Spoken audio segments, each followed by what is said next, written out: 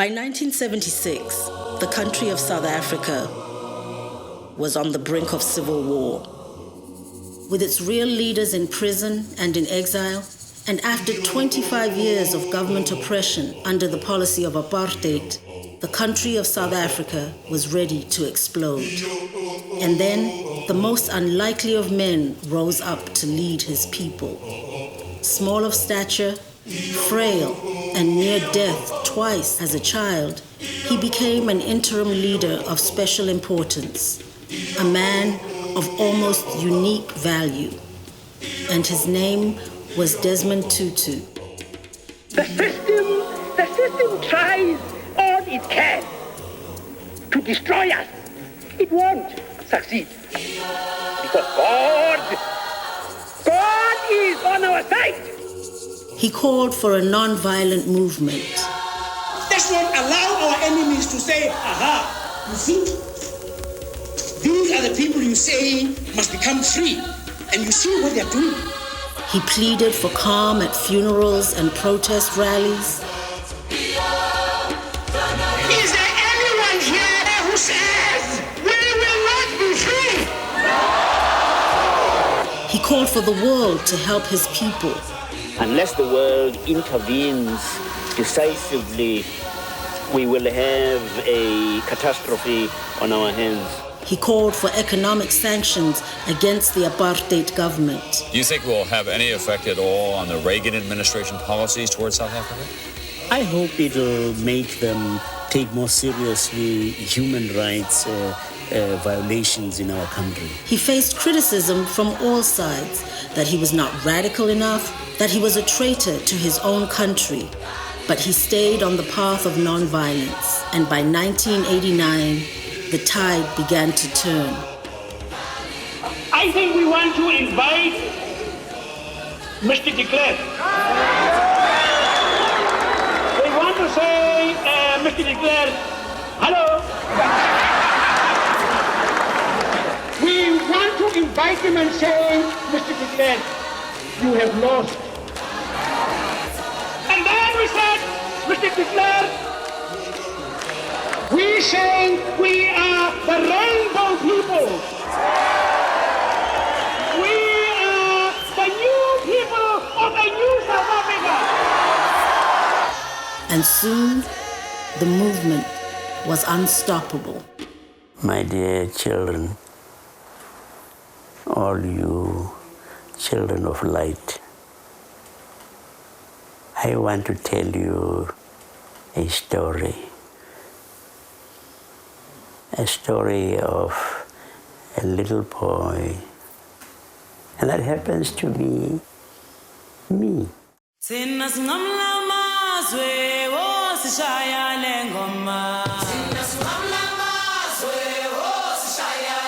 And I want to tell you the story of our beautiful country, South Africa.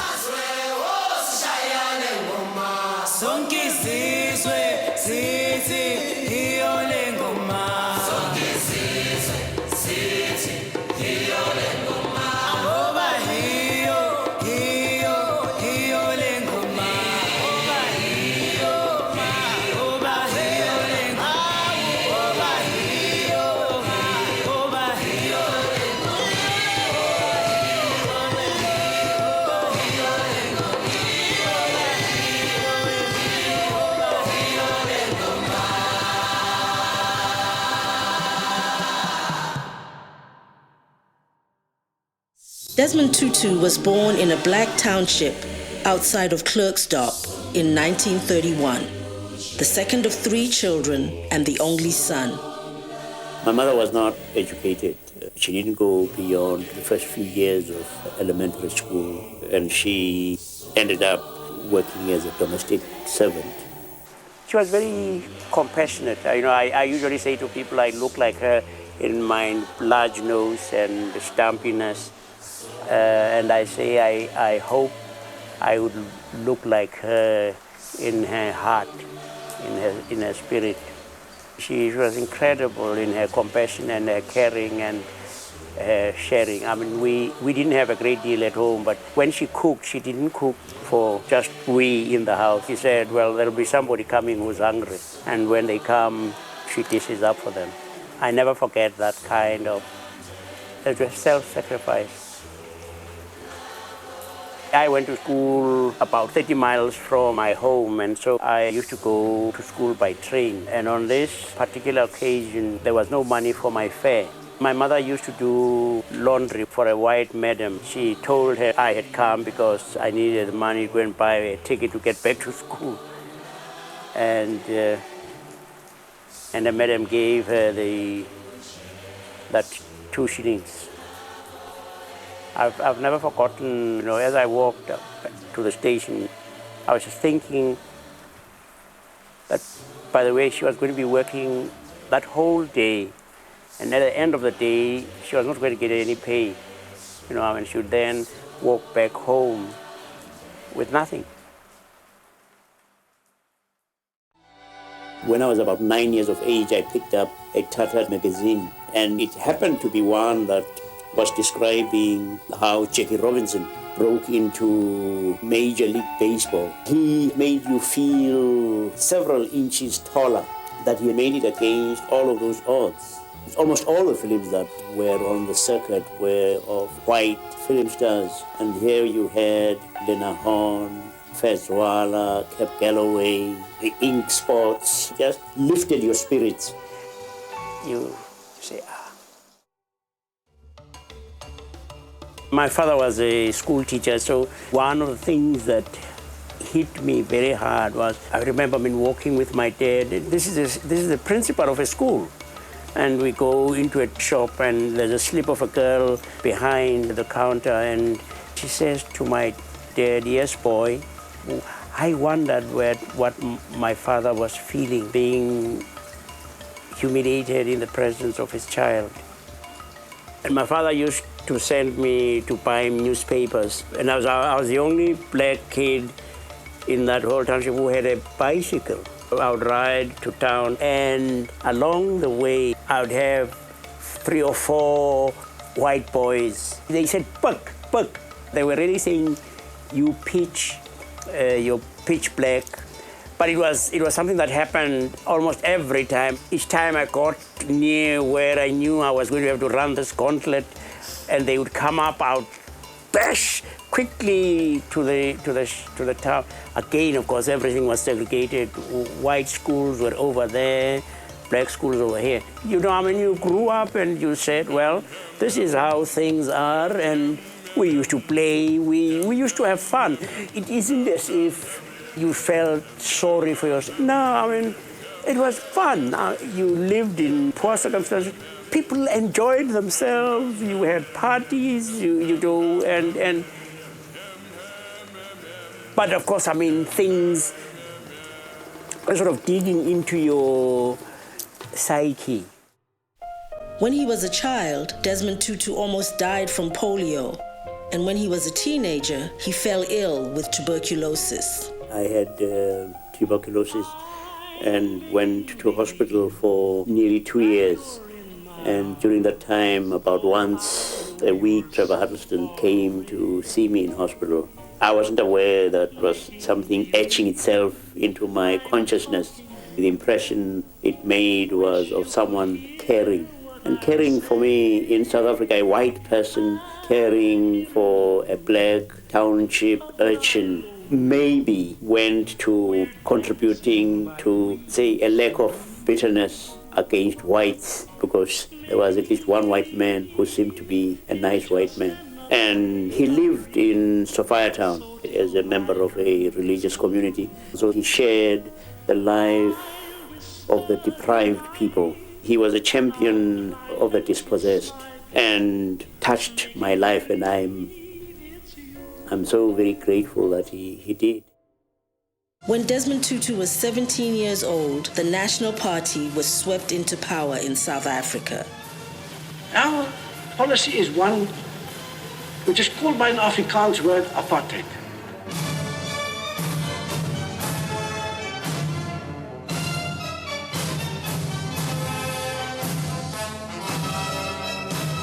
It could just as easily be described as a policy of good neighborliness. Apartheid was the reality for us. Supporters of apartheid were quite vicious. They were prepared to defend their great privileges. It was a wonderful thing in many ways to be white in apartheid South Africa. My first love was medicine. I wanted to become a physician and was admitted to medical school. I didn't manage to take up my place because we didn't have the wherewithal, as it were. Then I went into teaching. I love teaching. Tutu won top honors and soon met a charismatic young lawyer named Nelson Mandela, who came to his college to judge a debate contest. And he met his future wife, Leah, who was also studying to become a teacher. When Bantu education, which was a discriminatory form of education for black people, was enforced by law, I decided I didn't want to be part of such a travesty. Our educational system has been a bad one in that, by and large, it's been a system that has taught people what rather than how to think. We got into a lot of trouble in this country because our people, black and white, had been brought up to say that when someone in authority says something, then it must be so. 1955 was a crucial year. Desmond and Leah Tutu were married, the destruction of Soweto town began, and the ANC's defiance campaign reached its apex.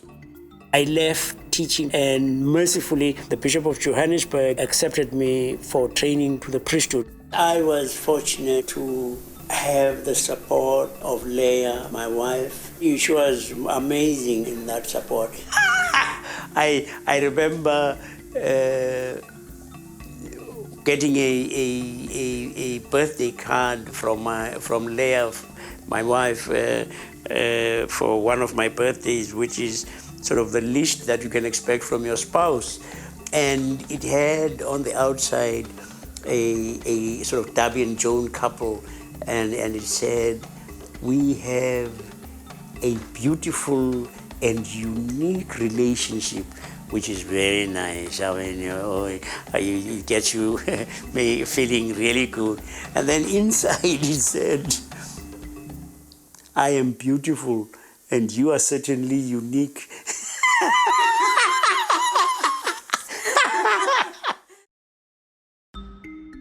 The decade ended with even more repression. Laws were passed to divide people of color into 8 different ethnic groups and to restrict them to fabricated homelands. Non-violent protests of the hated past laws ended in a massacre in Sharpeville in 1960.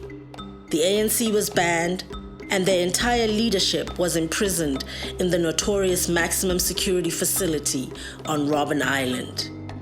In 1962, Tutu and his family received a surprising gift, an unprecedented scholarship for Tutu to study at the prestigious King's College in London. I was fortunate.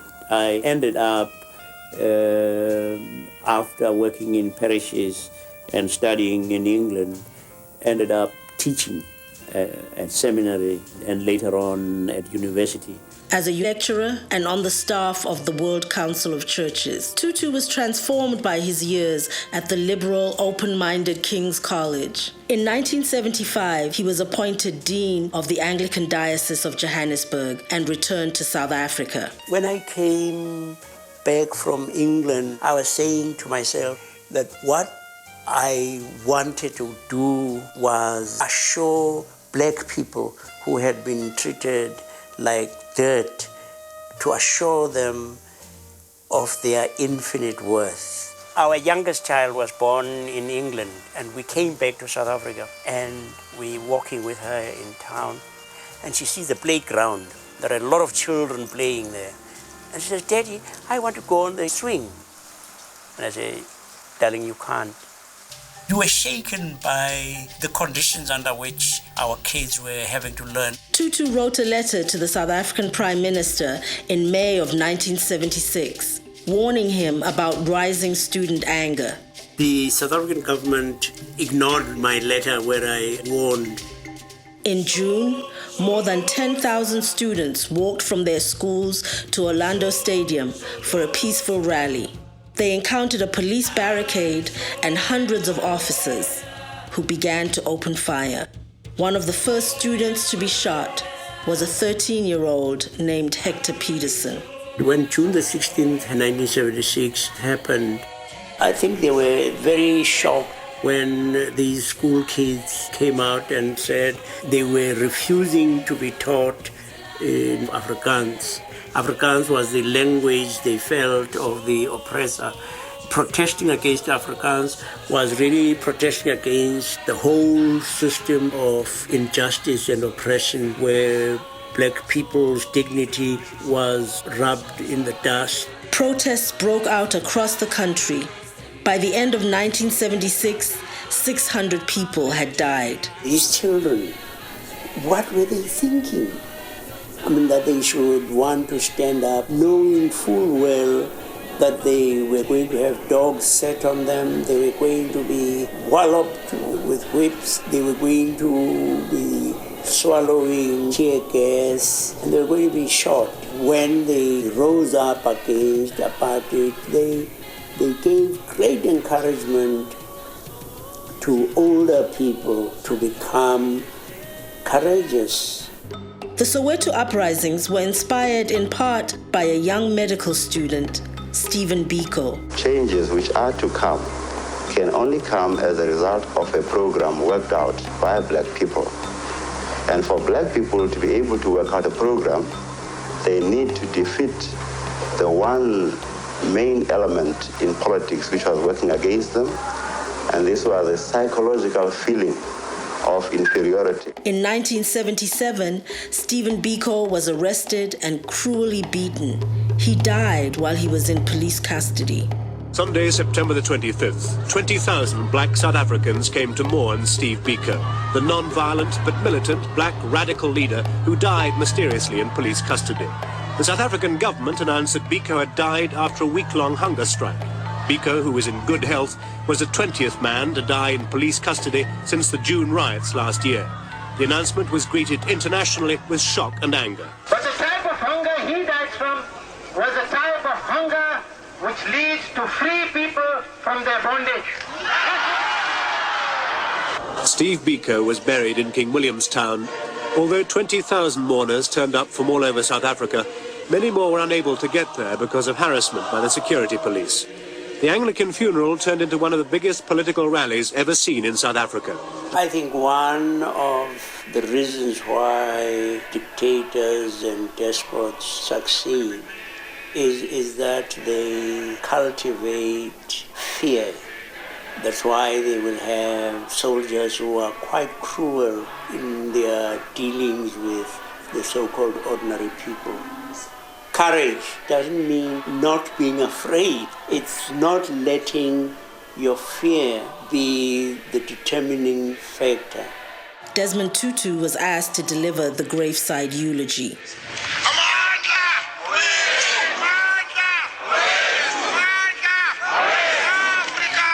When you stand up to a bully, other people too are encouraged to be more brave. And I was looking after a small parish in Soweto. It was so wonderful, telling them that even when they were walking the dusty streets of a ghetto township, if somebody asked, "Who are you?" you say, "Me. I'm God's representative. I stand in for God." A human being is someone of infinite worth because a human being is someone who represents God. You are created in the image of God, and it goes for everybody. And you could see how people sort of straightened up in the pews a little bit, and when they walked out, there was a spring in their step. In 1978, Desmond Tutu was elected to serve as Secretary General of the South African Council of Churches. The South African Council of Churches, in its national conference, has decided to present the whole matter of foreign investments and loans. We call urgently on foreign countries and organizations for the sake of justice to revise radically their investment policies and employment practices in regard to South Africa. Tutu's call for economic sanctions caused a firestorm. Tutu's passport was confiscated, and the Prime Minister of South Africa, P.W. Botha, declared him public enemy number one. I have applied much self-discipline during the past weeks and months. I've been lenient and patient. Don't push us too far. People continued to rise up in anger and frustration. These protests were brutally crushed, and mass funerals became commonplace in South Africa.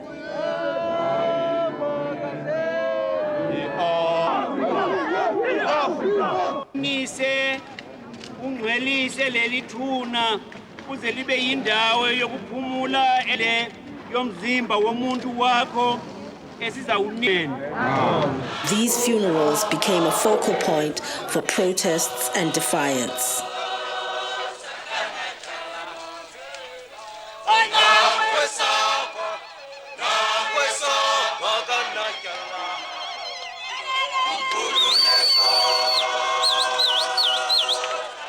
Why our struggle is going to succeed is not just because of numbers.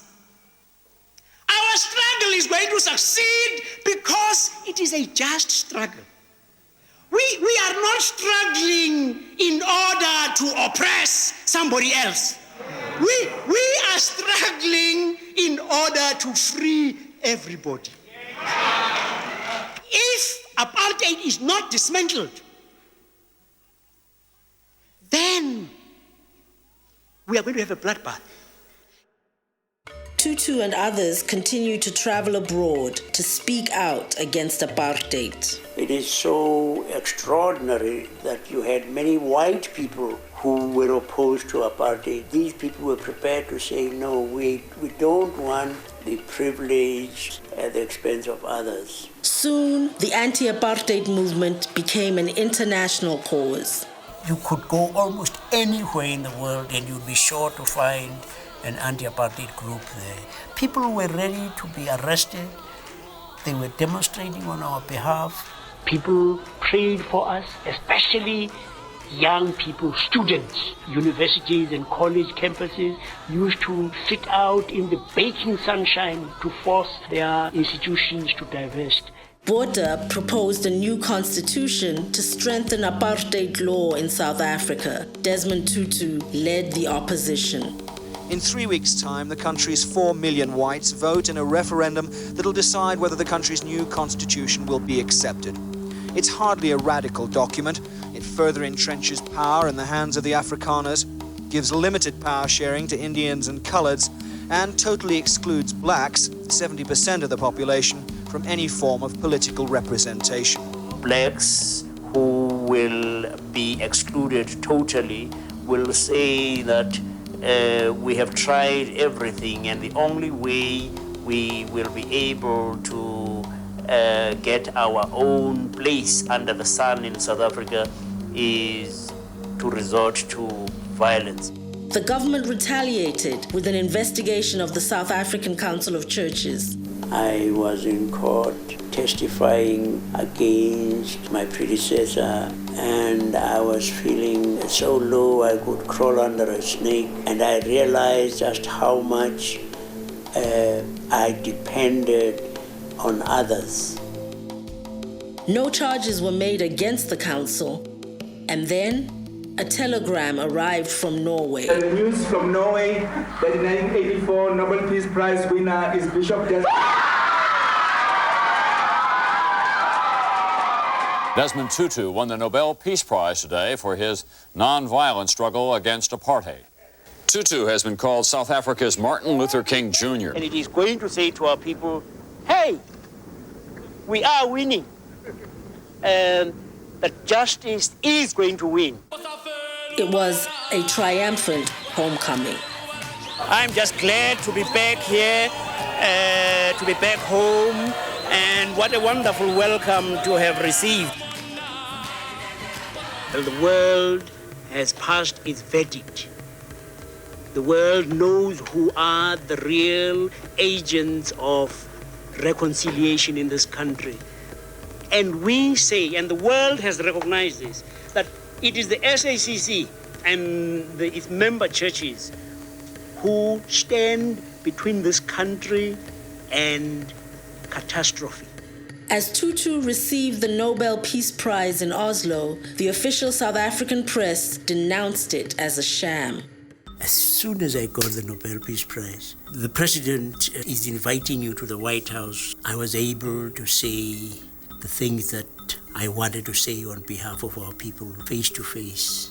President Reagan was totally opposed to sanctions being imposed on the South African government, and he had something called constructive engagement policy, which I had said was disastrous for us. Solutions to South Africa's political crisis must come from South Africans themselves. Black and white, colored and Asian. They have their own traditions. Mrs. Thatcher, as it then was, the British Prime Minister, she was equally adamant in her opposition to sanctions. It has nothing to do with any organisation that practices violence. I've never seen anyone from the ANC and would not do so. The ANC says that they will target British companies. This shows what a typical terrorist organisation it is. The anti-apartheid legislation was narrowly defeated by the US Congress in 1985, and its supporters were threatened. The disease in this country is apartheid. We don't want this system, and they've said it in English. They say it in Afrikaans. They say it in all kinds of languages which are accepted in this country.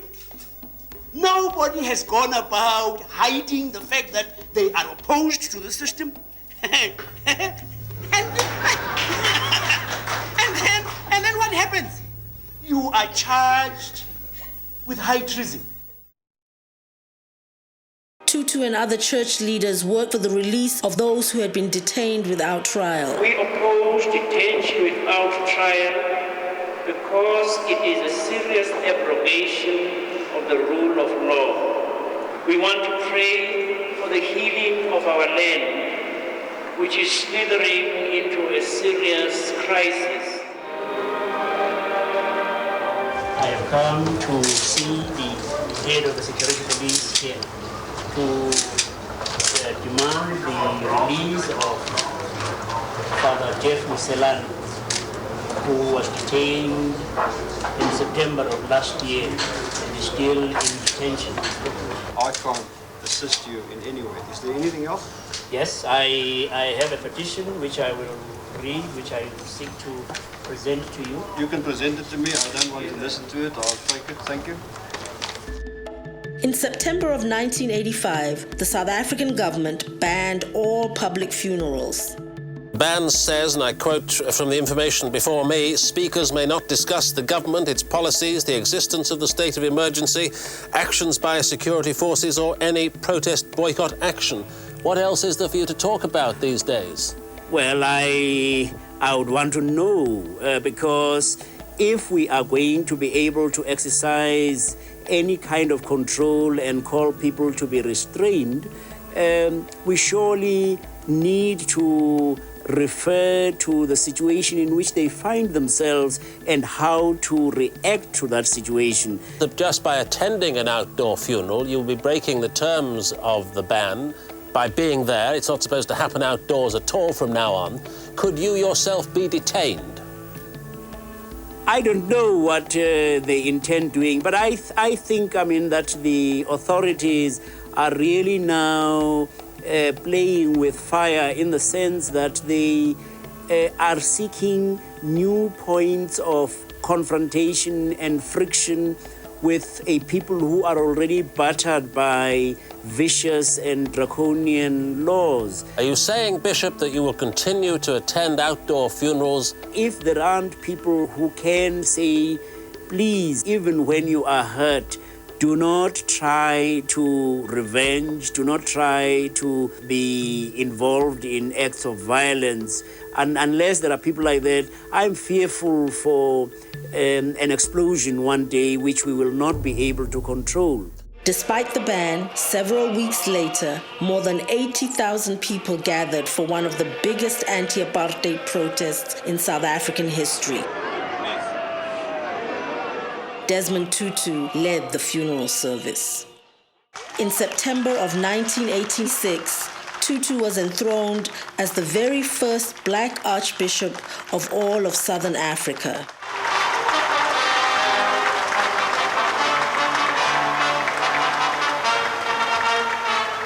I give notice that even 18 to 24 months from today, February the 3rd, apartheid has not been dismantled or is not being actively dismantled, then for the first time, I will myself call for punitive economic sanctions, whatever the legal consequences may be for doing so. We received death threats. Yes, you were scared. Many times, I mean, when you saw these huge, rough, belligerent police officers with soldiers with guns, and all you were armed with was a Bible. There were rough moments, but you said, God has created me. I am of great value to know that I could commit myself into the hands of God and to say, God, you want this work done, then for goodness sake, you are going to have to protect us.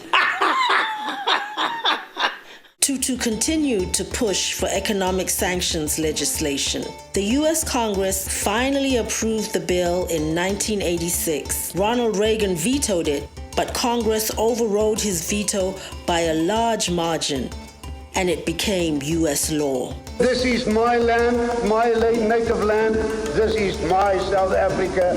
I'm not going to allow you to interfere in our internal affairs. At the height of the intense awfulness of apartheid, I went to a township called Alexander Township, and outside the army were standing. They knew I was coming to preach, and so they were expecting that trouble would brew. And I've always told people I have only one sermon. Actually, I preach only one sermon, and the sermon is, God loves you. Days later, Alexandra Township and others erupted in violence. We said so only last week, that we were sitting on a powder keg and it would blow up in our faces at any moment. I mean, I only wish, that the authorities could understand that we are people who are desperately in love with South Africa. President Botha reacted with an even harsher crackdown. Tutu urged him to end the state of emergency, but his pleas were ignored. Government censorship prohibits us from showing much of what happened. Police went on a rampage, firing tear gas and rubber bullets, hitting people indiscriminately. There was even a report of a police lieutenant who tried to stop his men from whipping innocent people. News cameramen taping the demonstrations were seized by authorities in an effort to stop these pictures from getting out. Government authorities also placed spies among those living in the townships. Police reported sporadic rioting in black townships through the weekend, including more reprisal attacks on the homes of blacks considered to be collaborators. There are many in the anti-apartheid movement, black and white, who favor civil disobedience and peaceful protest, but who regret the incidents of mindless violence of black against black, fearing it undermines the justice of their cause. Bishop Desmond Tutu sympathized with the anger of blacks against those who collaborate with the white government, but he stressed violence cannot be excused. Tutu tried to stop the bloodshed in his country by reaching out to the youth in the townships. You are young, and I would suggest that don't do anything which will give the system a chance to act against you. I spoke to some of them and said, are you aware that if you continue to behave in this way, they will turn their dogs on you, they will whip you, They may detain you without trial, they will torture you, and they may even kill you.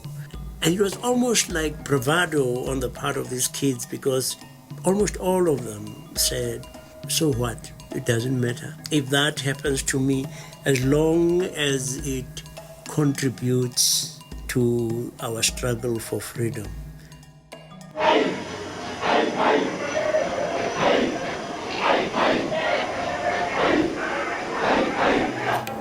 More than 100 black South Africans have died in political violence so far this year. 3/4 of these in clashes with the police, and at least 25 have died in attacks by blacks on other blacks. I have come to realize the extraordinary capacity for evil that all of us have. On 2 separate occasions, Desmond Tutu himself reached into the crowd to save someone from death by necklacing. I have many times got very angry with God. I have sometimes been pessimistic. I have not ultimately abandoned hope. Hope does not mean you've got to be optimistic. Hope is saying this is God's world and God is in charge. And ultimately, it is going to be okay. Now, of course, it's an act of faith. But all of life actually is based on faith. Around the world, support for the South African freedom movement continued to grow. The anti-apartheid cause was global. In 1988, Trevor Huddleston suggested that young people should come on a kind of pilgrimage in Hyde Park Corner on the day of Nelson's 70th birthday. Let this be his last birthday in jail. And young people responded. There must have been at least 250,000 people congregated. That was the measure of the support that we had.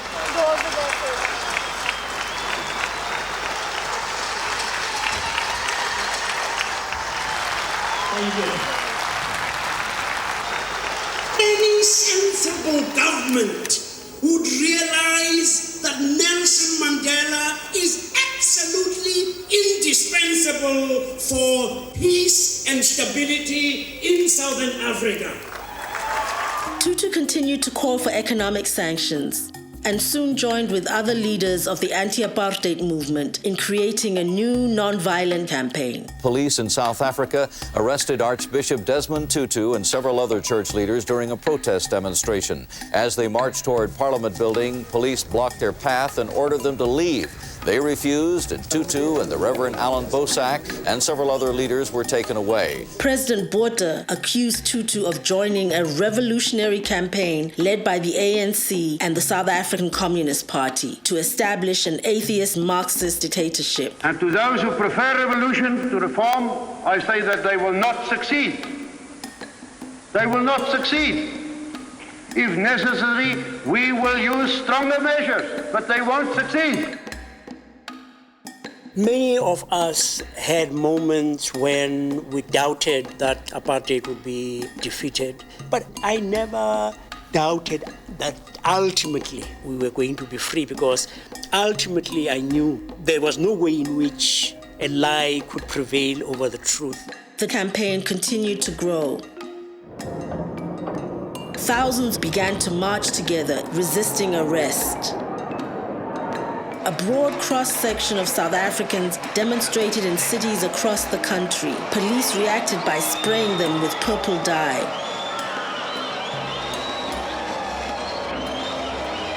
Anyone with traces of purple paint on them was then arrested.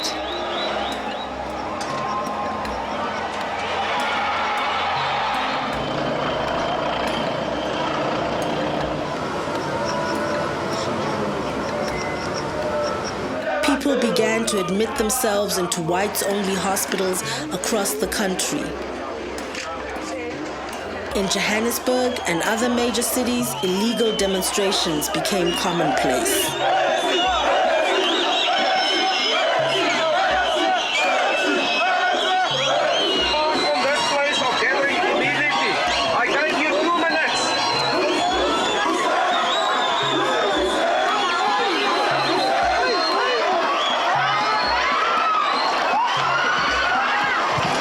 Hundreds of journalists were arrested.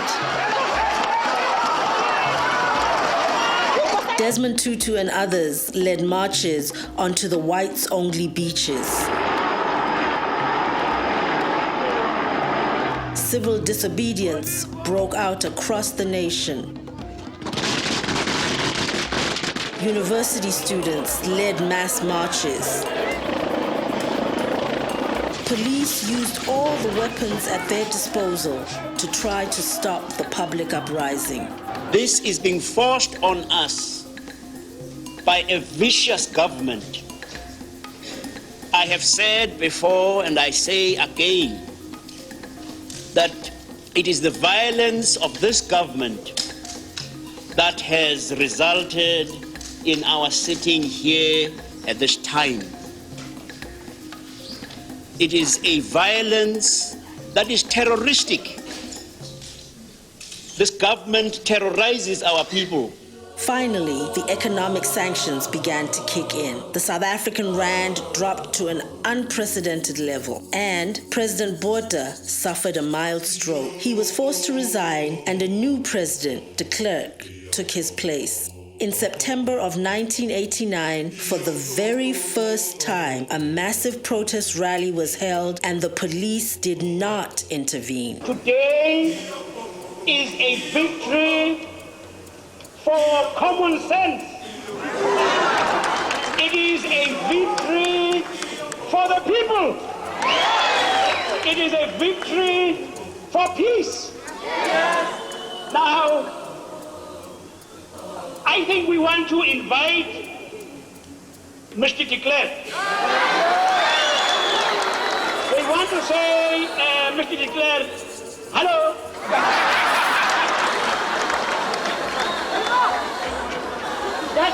Just come here. You said you wanted to know whether we were going to be peaceful. Come here and see peaceful people. We want to invite him and say, Mr. de Klerk, come and look at Technicolor.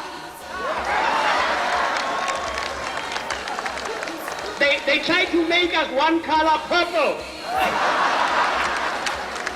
We say we are the rainbow people. We are the new people of a new South Africa. We say you have lost. You have already lost.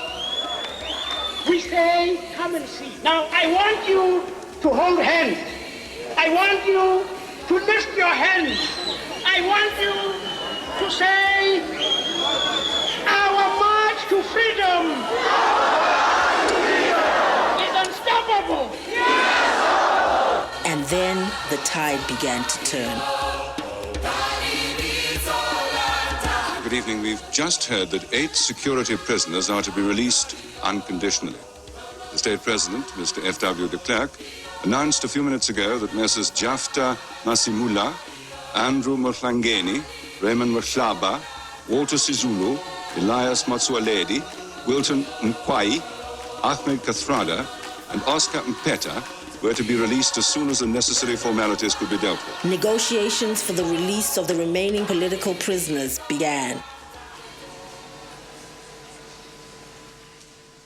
The steps that have been decided are the following. The prohibition of the African National Congress, the Pan-Africanist Congress, the South African Communist Party, and a number of subsidiary organizations is being rescinded. I wish to put it plainly that the government has taken a firm decision to release Mr. Mandela unconditionally. I am serious about bringing this matter to finality without delay. One moment Nelson Mandela is in jail, and the next moment he's walking a free man. Suffering seems to authenticate the leader. And so you see a Nelson Mandela, his magnanimity, his readiness to have forgiven those who treated him so shabbily.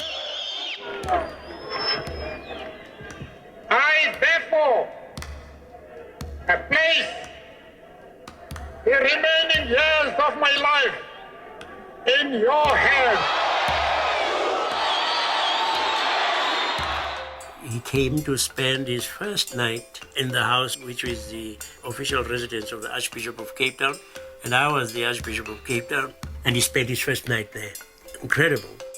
When you had both the apartheid government and the liberation movements thinking that the way to resolve all of this was through arms and through violence, they mercifully for us realized that they were reaching a point as of no return, and they were really caught in a quagmire. And it was ultimately when they decided to sit down and talk. As Nelson Mandela was saying, you negotiate not with your friend, you have to negotiate with your enemy. As we asked in South Africa, why were we so stupid for so long? The apartheid military funded and armed rival groups in black communities in order to stir black-on-black violence. Tutu and other leaders pleaded for calm. But as the political leadership talked solidarity, factional violence continued in Tekosa Township outside Johannesburg. People often think that it was easy for Nelson Mandela. It wasn't, because there were many within his grouping who were saying, no, we want to march to Pretoria and raise the place to the ground. We want to win a military victory. We could have been in a war of attrition that nobody would win, and South Africa could have been reduced to dust and ashes. Negotiations for a transitional constitution started in December of 1991, but they soon broke down. Assassinations and bombings were carried out by white extremist groups. We were on a kind of roller coaster ride. We would be euphoric because a breakthrough had happened, and then you get a massacre happening. There were people of violence who wanted to sabotage the whole effort. No matter what happens, no matter how many guns may be used, no matter how many prisons may be filled, no matter how many people may be killed, it is an inexorable truth that freedom will prevail in the end. Injustice and oppression and lies cannot have the last word. Talks for the new constitution resumed in April of 1993. Both of these leaders were prepared to take on some of their own followers and say, this is how we are going to have to go. And they took that risk of leadership and showed very, very considerable courage. In the fall of 1993, Mandela and de Klerk won the Nobel Peace Prize. The committee wanted to encourage their efforts to create a new democratic South Africa. Desmond Tutu continued to reach out to Chief Buthelezi of the IFP to bring him together with Nelson Mandela and the ANC. Celebrations break out in the Zulu homeland after a Zulu political leader decides his party will take part in South Africa's first all-race elections. Until yesterday, Inkatha Freedom Party leader Mangosuthu Buthelezi had said his party would boycott the historic vote. Yesterday, Mangosuthu Buthelezi, the leader of the African National Congress, Nelson Mandela, and South African President F.W. de Klerk brokered a deal. April 27, 1994, became the date for the first free and fair all-race elections in South African history. One moment we are shackled as the oppressed of apartheid. The next we are voting for the very first time. I was 63 when I voted for the first time in my life. Nelson Mandela was 76 years of age. But it happened. It happened.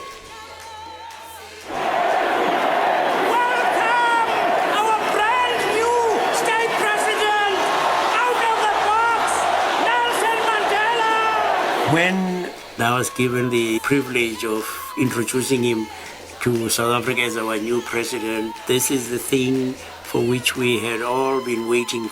I sort of whispered to God and said, God, I don't really mind if I die now. It'll be almost the perfect moment.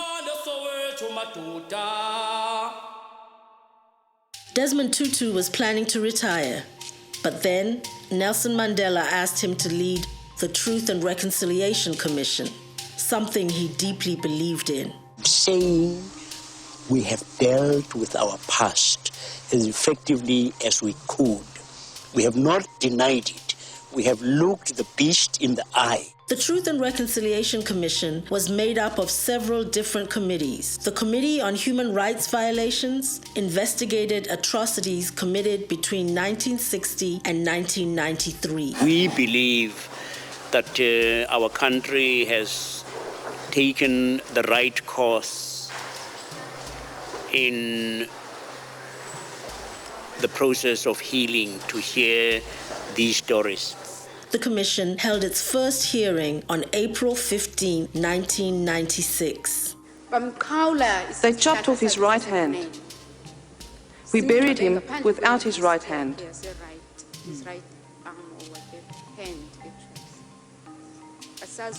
We don't know what they did with it. He stood on my back with his boots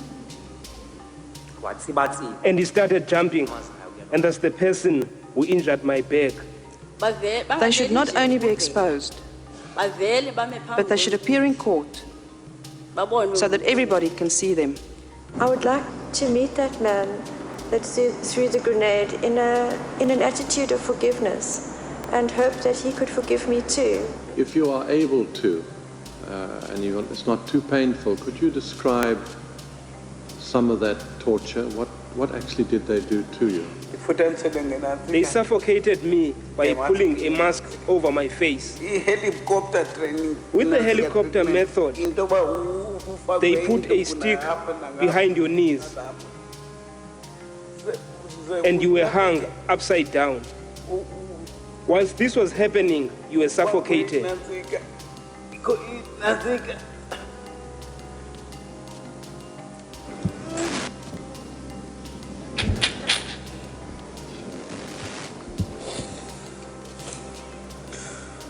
This was the last witness, and that is what it did to me.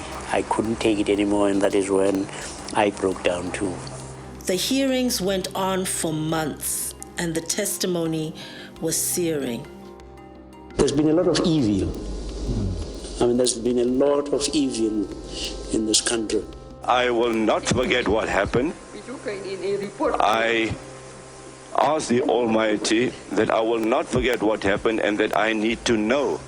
I was very hungry. I had no food, They left me in that small room here at Travasut. So I would just crawl into the toilet and drink from the toilet sink.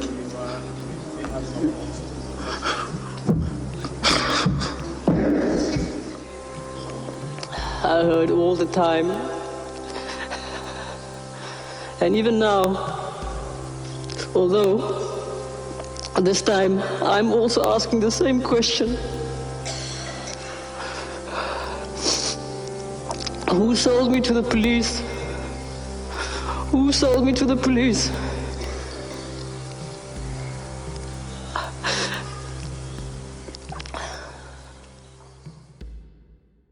The Committee on Amnesty was empowered to grant a pardon only if perpetrators made a full confession and were acting on orders from a political party or from the state.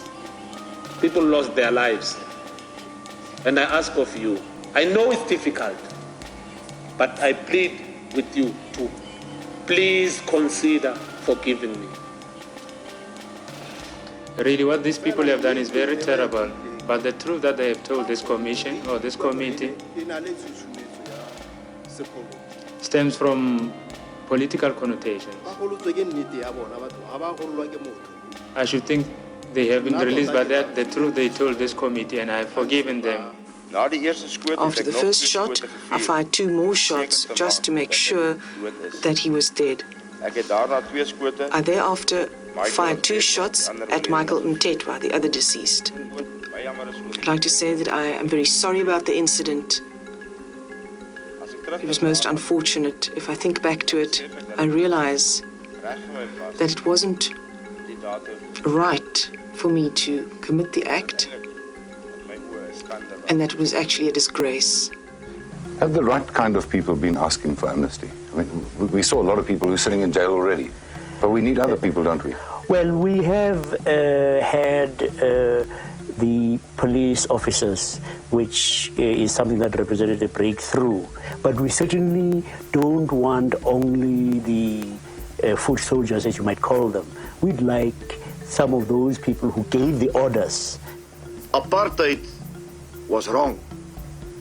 I apologize in my capacity as leader of the National Party to the millions of South Africans who suffered the wrenching disruption of forced removals in respect of their homes, businesses and land, who over the years suffered the shame of being arrested for past law offenses, who over the decades and indeed centuries suffered the indignities and humiliation of racial discrimination. There was never an official policy of the government, the National Party, that people should be murdered, should be assassinated. I've said that clearly. Such an instruction is in conflict with the policy as it has been at all times within my knowledge. To make that apology and then to negate it by, the way that I feel sorry for him, that maybe he didn't know. But he didn't know. I told him, and people were killed. We went and told them. To tell me that he didn't know.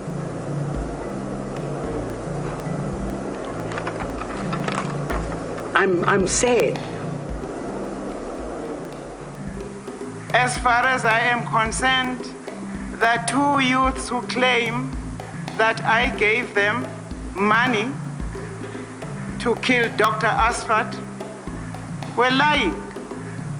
As far as I am concerned, Morgan's ludicrous statements made before you here are a pack of lies.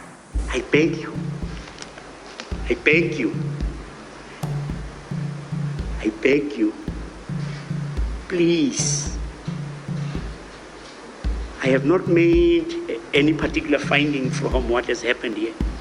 I speak as someone who has lived in this community. You are a great person.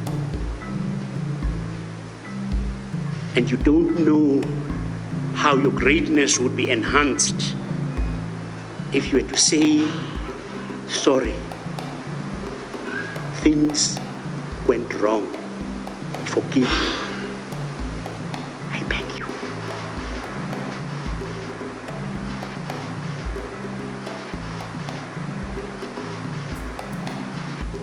I am saying it is true. Things went horribly wrong. I fully agree with that. Then there was the challenge of the political parties and their accountability. In the conduct of war, it is not possible to avoid civilian losses. If we delayed in the judgment of any person too long in appealing for the end of this practice and to condemn it, then on hindsight, yes, we made a mistake. The 11th commandment was well known, especially to those in the covert or the special force elements of the security forces. This was, thou shalt not be found out. The language used was deliberately vague, so that it could perhaps mean this and it could, in fact, perhaps mean that. But what it definitely meant was that those problems must be eliminated or neutralized. I have no evidence to indicate to me that on any occasion the cabinet, who was the body that approved the State Security Council decisions, ever approved any unlawful act. It would in any case not have been recorded. The leader of South Africa during the worst years of apartheid, P.W. Botha, refused to cooperate despite Desmond Tutu's best efforts. Mr. Botha, how would you describe the mood of this meeting? Very, very pleasant meeting. I know the Archbishop. I met with him when I was still Prime Minister of South Africa. And so it's not something new to meet him. And now you meet with him as the chairman of the Truth Commission. Will you be cooperating with the Truth Commission? I'm out of public life. You must remember it. Botha ignored a subpoena from the TRC, refusing to testify before the commission. A public court trial found him guilty of contravening the Truth and Reconciliation Act. He was fined and given a suspended jail sentence. No, but you are always in front to do wrong things. It would be fair to say that your general view of politicians in South Africa is slightly lower now than when you started dealing with them through the Truth Commission. I would say yes. I am saddened because I believe that each one of us is a saint until the contrary is proven. And I'm a little disillusioned by some of the behavior of some people. I would say that largely we have been able to uncover the truth. Perhaps most heart-rendingly, you might refer to the exhumations of people who were killed secretly and buried secretly, and what all of that has meant to their families. We wish we could have done a great deal more. How could, in your view, the final report contribute to that leg of the TRC? We will be saying to the nation, this is, for this period, what we hope will be a common understanding of what happened. And it is important if you are seeking to become one, that you begin to have a common history. It's been incredible. There are two impressions. One, how could we ever be so ghastly?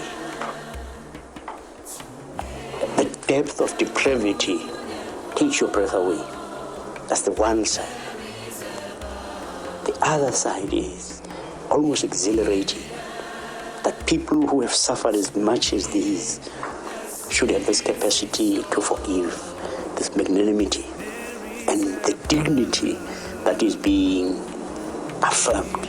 We are asked by the Act to help in the rehabilitation of the human and civil dignity. And I've seen it happen. And it's been a great privilege to be part of this process. You see, these are people who for so long had stories that nobody heard. They had experiences that were ignored. Now they will be part of the official history of this country. And a voice has been given to those who were imagined to be voiceless. Those who were on the margins are now center stage. And they are a very, very crucial part of our being able to tell as complete a picture as possible of the gross human rights violations of this country. I am amazed, first of all, at the healing that has happened to the survivors just through the telling of the story. But much more, this incredible thing that I referred to, this magnanimity, this willingness to forgive. You saw it with the Brian Mitchell case where despite the fact that he was responsible for such a devastating massacre, when he went there, facilitated by the commission, they were hostile initially, but when he left, they were waving goodbye to him. He was almost a part of the community. I am amazed at what contribution we have made, but we need to underscore that we are asked to promote national unity and reconciliation. Reconciliation is the work of all of us. The Commission can only make a contribution.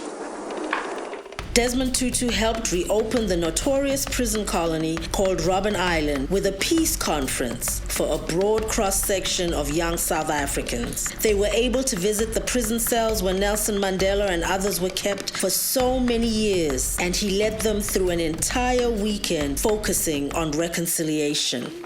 Today, we are sitting on Robben Island, which used to be a prison. Today, we can sit here. This place has been transformed, and we want to transform South Africa. God says, I'm waiting for you, for you, for you, for you, because you are my partner. I depend on you. Robben Island, this place of pain and anguish and suffering and imprisonment, is being changed so that it becomes a source of hope. This place of hopelessness, where they used to bring the outcasts of society, the lepers, the crippled, this place that was the place of despair is now becoming the place of hope, the place of new beginnings. One young person whose life was transformed by her experience on Robben Island is named Lona Gee. I've never been to Robben Island before, and it's an amazing opportunity. Yesterday we went on the prison tour, and I think, well, why the hell did my race, what were they thinking? That's how I'm feeling at the moment. Yeah.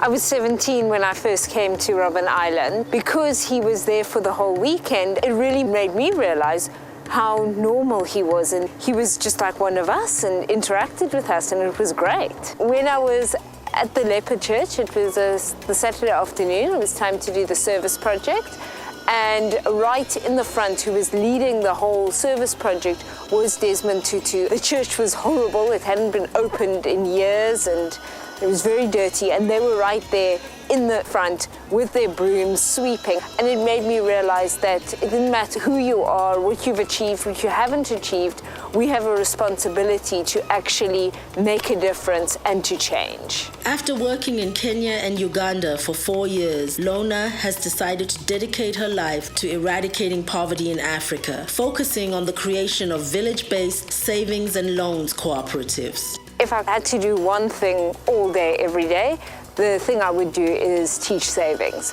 because I really think that is the one step that would really make a huge impact in eliminating poverty, is where people are empowered to save their own money and then form saving schemes. So it's taking the microfinance step a step back and actually using your own money to start the businesses. When I'm 92 years old, I really hope to look back in the world and see that our world has changed, and changed for the better, and seen that poverty has decreased. And I really hope that I'll be able to say that I've contributed towards this change. I think where Tutu really has absolutely inspired me is, no matter how hard it gets, keep on believing in what you believe, and keep on going. Be patient, be persistent, don't give up. I think that's what I've learned from him. Tenacity is holding on sometimes by the skin of your teeth. I think in any struggle, if you think you are going to get your results easily and quickly, you better not start. I believe there is a God who wants us to know that we are God's children. All of us, without exception. And I say it is largely young people who really do believe that this world can become a place that is hospitable to peace, to justice, to compassion. Desmond Tutu began his international ministry, calling for social justice in other parts of the world, and especially in Tibet. Many young Tibetans were encouraged by this. Tenzin Lodin was one of them. Inspirational leaders like Desmond Tutu that we have, because looking at what they have done, it automatically inspires you to do something good. I hope it's like faith. I mean, after all, it all comes down to faith. Faith is important because it makes us to fight against all odds. Tenzin Lodin and his friends, inspired by Desmond Tutu's help for them, decided to help some of their own neighbors who were living in a slum with no running water at all. There's really a problem of water scarcity, especially the drinking water. The people there really need the water and they are very supportive. It would be very nice if we were able to supply water. At this stage, we are very much clear about what we are working on. A few weeks back, our thoughts went from everywhere to everywhere, but now I think we are very much sure.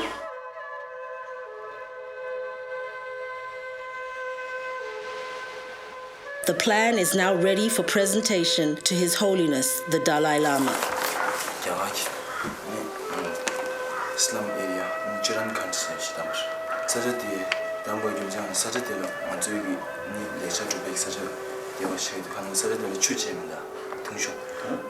Shira also Shira, somebody, Jizo Shandi. Church on the Shavini. Member, that Rochia, member, so, Sadie, Sanjay to those cigar. Parrot, Jenna, not giving you something to lay on. So, there was such a movie. No such a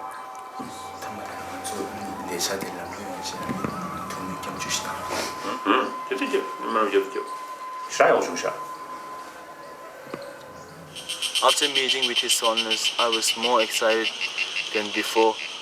So with this, we also got some more determined and some extra energy was there in us to carry out this project.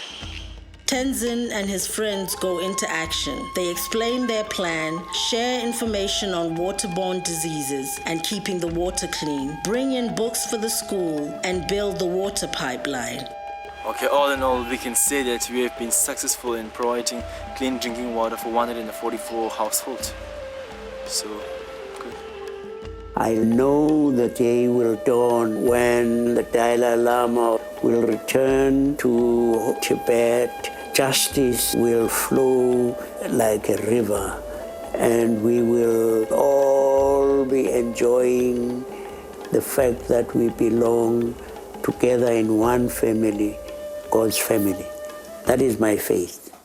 As chairman of the elders, and with the help of many other Nobel Peace Laureates, Tutu pushed hard for economic sanctions against the brutal military regime in Burma. His worldwide campaign gave moral support to young Burmese activists like Shan. And the people in Burma will sit up and take notice. The people in Burma will be inspired that you cared enough. Take a pen and a piece of paper and write about them. My name is Chan Thong. I was born in war zone in Burma, and where the fighting against the people is still going on until today. So when I was about 6, my parents sent me to Thai-Burma border. We hear all these stories since we were young, like burning of the villages, the massive relocation, forced labor. When I started to learn about human rights and how we can break the silences of our people, we formed an organization, the Shan Women's Action Network, and empower our people to stand up. Shan Tang's first job was to interview the refugees who had just come across the border and to record their stories. Swan's extensive research led to the publication of the groundbreaking report, Licensed to Rape. It is very sad for us to see how the Burmese military regime used rape as a weapon to control the people, women as young as 6, and also the oldest one was like 62, and also involved with many torture and very, very brutal torture. I think it's very important that we tell the world what is really happening to them. The mission is to work for the rights of women in the struggle for change in Burma. Quite difficult to even reach the border because the regime blocking all the way and have all the checkpoints. We are trying to break the silences and promote human rights and democracy in Burma. I would like to say that nothing much has been changed on the life of the people on the ground, especially the women. There are about 158,000 refugees who are living inside the camp in Thailand. There are also many refugees who are unrecognized. Like, for example, Shan State, at least 400,000 were relocated from their home at gunpoint, and a lot of them were hiding in the jungle. And many of my friends grew up in the refugee camp for the past 18 to 20 years, and already one generation. And what is the future of these young people? They do not belong to Burma, and they are not the people who belong to Thailand. I think we wish to see the change in our generation. The Burmese military may have guns, but they are weak compared to our people who we have more strength, than them. Courage. Courage, man.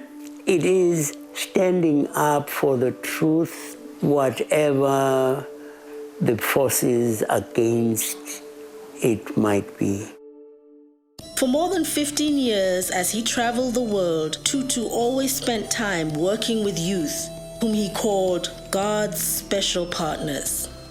Desmond Tutu is one of my heroes because his cause seems so impossible, but he never ever gave up. I think about that sometimes when things get hard. Being patient is realizing my limitations, but pushing forward at the same time in other aspects, in other ways, and knowing that not all things will come at once, but that they will come with time. I was born in Cusco, Peru, and I came from a family that was living in extreme poverty. I was adopted by my loving family from Colorado when I was a baby. When I was 3 years old, my biological mother, she passed away due to alcoholism. So I never met her. When she was 11 years old, Anna went back to Peru and visited an orphanage. Anna insisted on bringing toys for all of the children there. And we realized that this was the first time that they had visitors, and so these children had felt forgotten. It was the moment I realized that I needed to do something because I could have been in the same situation as these girls. Anna created a charity, and soon she was funding the orphanage. We have provided them with clean water, food, clothing, vitamins, everything that children need and are entitled to. Education is mandatory in Peru, but most impoverished girls drop out. Then Anna created a program to support these girls and to allow them to further their education. Our Peruvian Promise girls are coming from lives of extreme poverty and difficult backgrounds, often where they will be abused physically, sexually. Their families are broken. They come from chaotic families. Peruvian Hearts decided to hold a women's conference for young women in Cusco, Peru, because girls don't have the resources to go and take classes on women's empowerment and women's rights. Buenos días. All of our Peruvian Promise girls are really excited to be the hostesses of this conference, so they're inviting as many of their friends as they can. We believe that women are the key to breaking the cycle of poverty. When a woman receives an education, they marry later, they have fewer children, and they are less at risk for getting HIV or AIDS. Mujeres fuertes, mujeres capaces de cambiar montañas. So proud of my girls for putting this on and for this opportunity to have them learn. Changing yourself takes a lot of work, but helping someone else to change takes a lot of patience. And I think girl by girl, we're going to change Peru, and they're going to be the leaders of Peru, and they're working so hard to become leaders. They are leaders. Patience, hanging in there. Those who want to be change makers have to have the virtue of patience. If you think you're going to get the change just like that, then you're in the wrong business. Desmond Tutu's inspiration has reached young leaders in even the most remote corners of the world, like East Timor. This poverty-stricken nation is now one of the world's newest democracies. The people of East Timor overcame 30 years of brutal repression and military occupation. Vidal lost several members of his family during the war in East Timor, and he is determined to do what he can to help his country and the people of East Timor.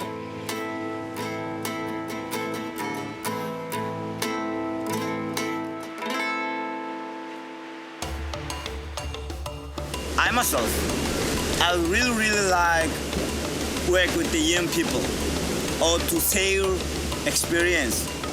Vidal works part-time for a youth organization called Bafuturu, which deals with the trauma of decades of civil war.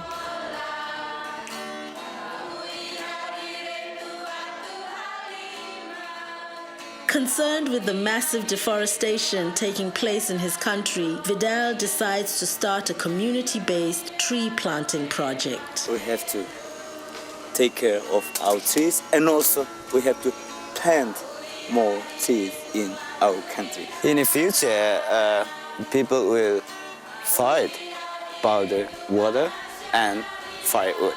More than 85% of the rich forests that once covered East Timor have now been chopped down.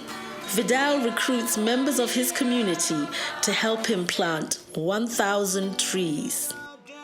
I really work for this project, especially for the young generation or the new generation. Doing this, you'll allow the roots to go further and deeper into the mountain. Some of the trees, there's no leaves. And then I asked them, why? Because of the goats. We're going to continue planting the trees. Vidal's tree planting project received international recognition. All the way from East Timor, give it up for Vidal!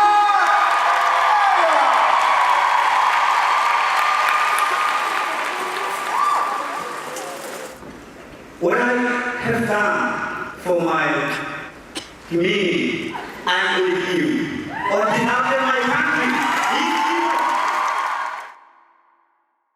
If I had not been supported by our community, if you are all by yourself, no matter how brilliant you might be, but if you do not have the support of the community, in whatever you are wanting to be doing, you should just as well throw in the towel. Community ultimately are the ones who are the real stars. You succeed only to the extent that they concur with you and support you.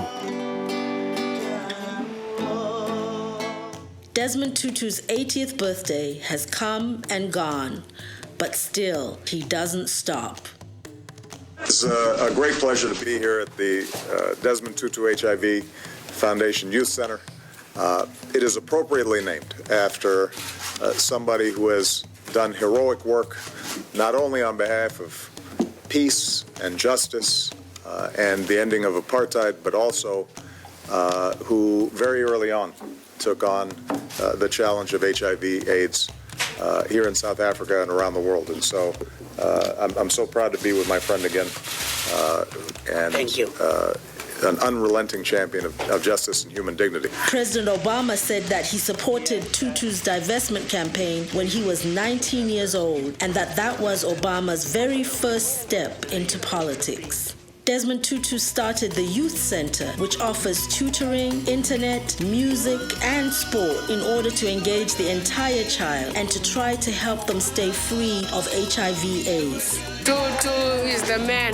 He likes children and he built this foundation for us. I'm the Sport and Recreation Coordinator for the Youth Center. We provide opportunities for all the youth in the valley to come into a space, help break down barriers, eradicate the racial tension in the valley. The challenge of HIV/AIDS in South Africa is a tremendous one. Tuberculosis and other infections both fuel and complicate the epidemic. The Desmond Tutu HIV Foundation is a leader in research and treatment of HIV/AIDS and in the development of new medicines like microbicides. Working as part of Desmond Tutu HIV Foundation, I found it's nice because he was focusing in apartheid era. Now he's trying to help people of South Africa against HIV and AIDS. Most of the time I work on HIV prevention, so I want to help younger people to look after themselves. My life has changed ever since I started working for Desmond Tutu because I see things that are with a different eye now, not the way I used to see before I work here. Desmond Tutu is helping to lead the fight for gay rights worldwide. I cannot worship a homophobic God. He continues to speak out and he continues to make headlines all around the world. No one is beyond redemption. No one. We all get to the point where we realize human life would be totally impossible. Yes, without that forgiveness. It's one of those incredible things about human beings. On December the 5th, 2013, Desmond Tutu and the world received the sad news that Nelson Mandela had passed away. He has taught us how to come together and to believe in ourselves and each other. The unifier from the moment he stepped out of prison.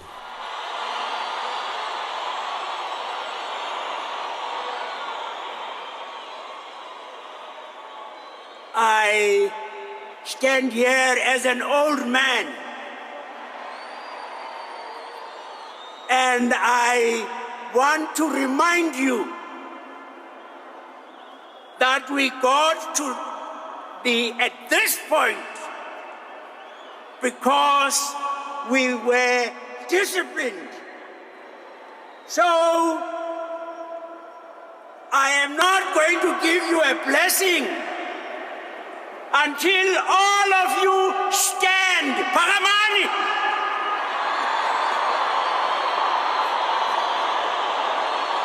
Now I want to show the world, which has come out here to celebrate the life of an extraordinary icon.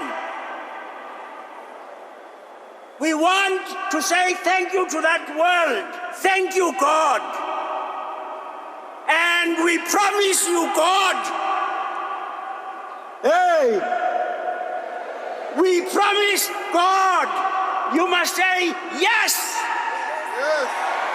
And never, man. Yes.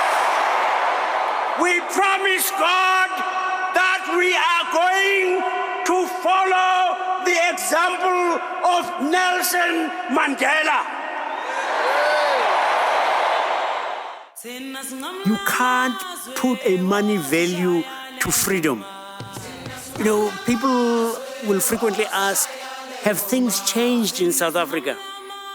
And in a sense, they haven't changed. I mean, when you refer to the material thing. But you know, what money value do you put to being free?